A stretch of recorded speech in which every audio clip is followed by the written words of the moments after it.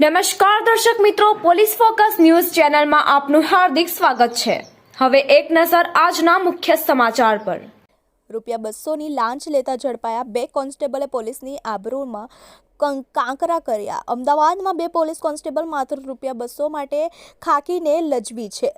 વટવા વિસ્તારમાં આ 2 constable home guard સાથે મળીને ₹200ની લાંચ લેતા રંગે હાથ ઝડપાઈ ગયા છે।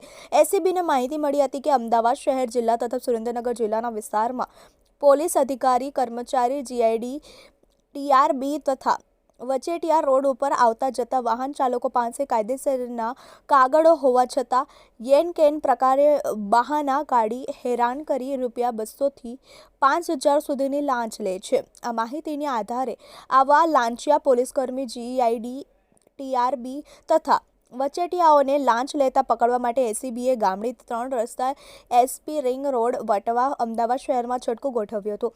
એસીબીએ એક જાગૃત નાગરિકને વાહન ચાલક તરીકે મોકલ્યો હતો।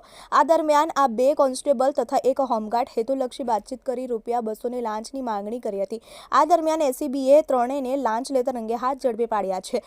પકડાયેલા આરોપીઓના નામ Baldevbhai Kantibhai Chunara, home guard, Vatva police station, Ahmedabad શહેર; Navinchandra Rupaji Damor, unarmed police constable, નંગ 5990, વટવા પોલીસ સ્ટેશન, અમદાવાદ શહેર; Ashwinkumar Kanaiyalal Balat, arm police constable, driver, Vatva police station, Ahmedabad શહેર।